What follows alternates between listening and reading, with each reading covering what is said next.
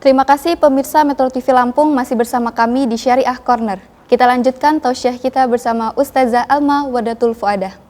Baik Ustazah, tadi di segmen pertama kita sudah membahas tentang bahwasannya zakat fitrah itu wajib dikeluarkan bagi umat Islam yang mampu. Dan kemudian kapan waktu untuk pelaksanaan zakat fitrah itu lebih baik pada akhir di bulan Ramadan, begitu ya Ustazah. Kemudian yang ingin saya tanyakan, barang apa saja sih yang bisa dikeluarkan untuk membayar zakat fitrah tersebut?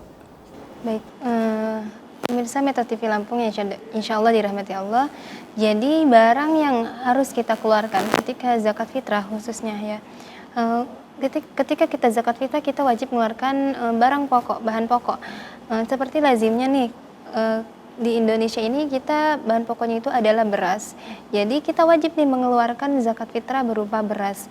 Ada juga yang di negara lain ada juga yang berupa gandum ataupun kurma ataupun ubi-ubian. Jadi sesuai kelaziman di negara kita masing-masing. Jadi wajib mengeluarkan zakat berupa bahan pokok yang kita punya di negara kita. Oke, baik. Tadi kan kata Ustazah boleh menggunakan beras sesuai lazim yang ada di negaranya tersebut, ya kan. Kemudian kalau misalnya pakai kurma nih kira-kira boleh nggak Ustazah? Kalau di Indonesia kan lazimnya itu beras ya. Nah, tidak boleh karena itu bukan bahan pokok, bukan makanan pokok kita sehari-hari. Berbeda dengan misalkan di Arab Saudi, mereka bahan pokoknya adalah kurma. Jadi mereka wajibnya mengeluarkan kurma. Nah, kalau di Indonesia ini kan berupa beras, jadi yang wajib dikeluarkan oleh kita adalah beras. Beras gitu ya. Jadi pada umumnya menggunakan beras. Iya. Kalau misalnya menggunakan uang bagaimana? Baik, untuk menggunakan uang dalam mazhab Imam Syafi'i, dia banyak pendapat-pendapat ulama yang kurang setuju gitu. Adapun mazhab Imam Hanafi yang boleh menggunakan uang. Nah, untuk kadarnya juga berbeda kalau menggunakan uang gitu. Jadi kalau misalnya menggunakan uang ini harus menggunakan mazhabnya Imam Hanafi, tetapi kalau mazhabnya Imam Syafi'i ini tidak harus menggunakan beras gitu ya. Kemudian Ustazah, berapa sih ukuran yang harus dikeluarkan setiap tadi misalnya beras gitu yang harus dikeluarkan untuk membayar zakat setiap per orangnya? Jadi kadar zakat yang harus kita keluarkan bagi setiap muzaki ya.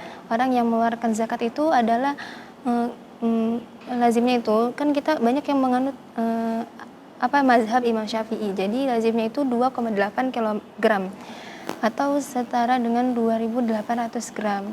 Sedangkan menurut Imam Hanafi itu ukurannya adalah 3,8 kg. Jadi perbedaannya itu kurang lebih 1 kilo ya. Nah, seperti pertanyaan tadi, bolehkah menggunakan uang?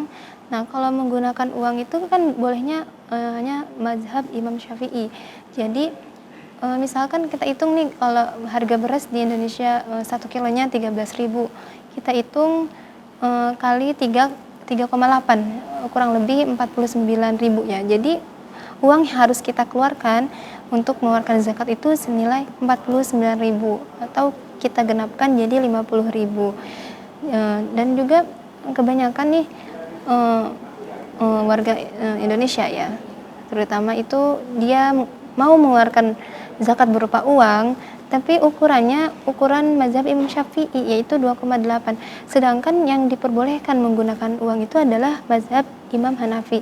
Jadi ketika kita mau mengeluarkan zakat berupa uang, kita harus mengikuti ukurannya zakat mazhab Imam Hanafi. Oke, baik.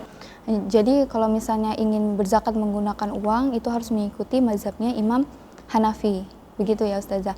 Nih kalau misalnya nih ada orang tidak tahu tentang mengeluarkan zakat menggunakan uang tetapi dia mengikuti mazhab Imam Syafi'i, itu jadinya bagaimana Ustazah? Kalau kita tidak tahu, segala apa yang kita tidak tahu itu kan ditoleran sama Allah. Jadi ketika berbeda kalau kita udah tahu nih bahwa di Imam Syafi'i itu bolehnya itu menggunakan bahan pokok, tapi kita tetap menggunakan uang. Nah itu tidak diperbolehkan. Kalau kita tidak tahu itu nggak apa-apa. Oke, baik. Kemudian nih tadi kan beras ya salah satu yang bisa digunakan untuk membayar zakat fitrah, benar. Tadi ukuran dari Imam Syafi'i itu kalau nggak salah 2,8 kilo, sedangkan menurut Imam Hanafi itu 3,8 kilo. Kemudian kalau misalnya kita ingin membayar zakatnya lebih dari ukuran tersebut itu bagaimana Ustazah? Jadi dilebihkan ya ukurannya. Nggak apa-apa untuk kehati-hatian. Dari pendapat-pendapat ulama kan ada yang mengatakan bahwa mengeluarkan zakat itu sebanyak 2,3 kilogram. Nah, digenapkan menjadi 2,5 untuk kehati-hatian. Ada juga yang mengatakan 2,8 digenapkan menjadi 3 kilo. Itu nggak apa-apa.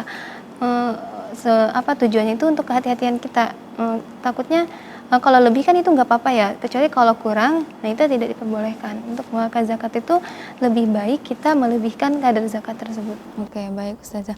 Oke nih Ustazah, kemudian nih siapa saja sih Ustazah orang yang berhak untuk menerima zakat tersebut?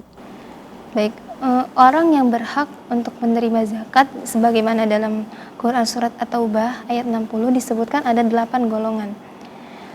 Yang pertama adalah fakir. Fakir itu adalah orang yang dia memiliki kebutuhan 10, tapi dia tidak cukup untuk memenuhi kebutuhan tersebut.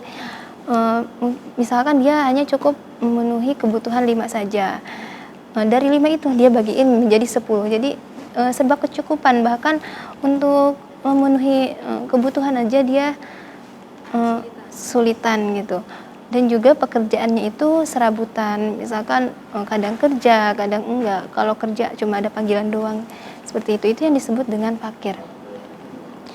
Lalu yang kedua, orang yang berhak menerima zakat itu adalah miskin.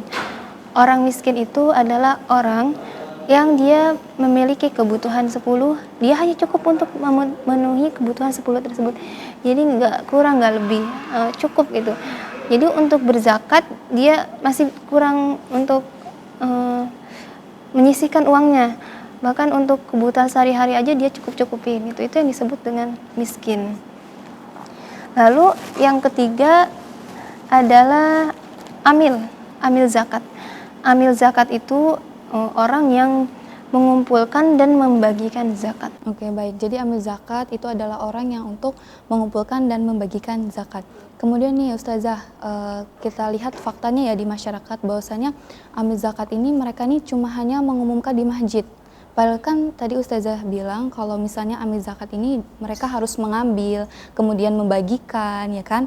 Nah, kalau misalnya dia hanya cuma mengumumkan di masjid dan tidak ada nih, misalnya ke rumah-rumah minta zakat, itu bagaimana Ustazah?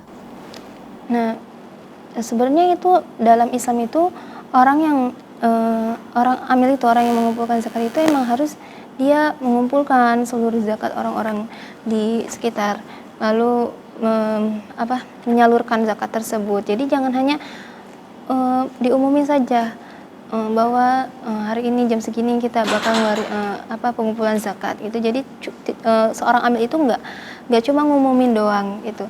Jadi salah kaprah di kita bahwa pengertian amil itu hanya untuk ngumpulin orang-orang ke masjid itu untuk membayar zakat. Dan juga sebagai amil itu kita harus mengetahui hukum-hukum zakat, kadar zakat seperti apa, lalu pokoknya seluruh tentang zakat itu harus seorang amil itu harus mengetahuinya. Jadi namanya amil zakat itu sebenarnya harus yang memiliki kemampuan yang sesuai dengan misalnya memiliki kemampuan keagamaan, kemudian memiliki kemampuan di zakat fitrah gitu kan. Kalau misalnya seandainya ada orang yang ingin bertanya bisa menjawab gitu, kita harus bisa menjawab. Gitu ya, baik.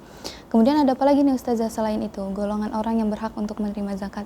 Baik, yang selanjutnya adalah mu'alaf. Jadi mu'alaf itu adalah orang yang baru masuk ke dalam agama Islam. Ataupun dalam ulama juga ada yang mengatakan bahwa yang disebut dengan mu'alaf itu adalah orang yang dia hatinya tertaut ke dalam Islam tapi dia belum masuk Islam. Itu juga boleh harus disalurkan zakat kepada dia. Karena hati dia udah tertaut sama Islam tapi belum masuk Islam, ataupun orang yang udah masuk Islam dia yang masih belajar tentang Islam, itu wajib diberikan zakat. Baik Ustazah, sangat menarik sekali nih pembahasannya. Tapi kita break sejenak ya Ustazah. Pemirsa Metro TV Lampung, jangan kemana-mana, tetap di Syariah Corner.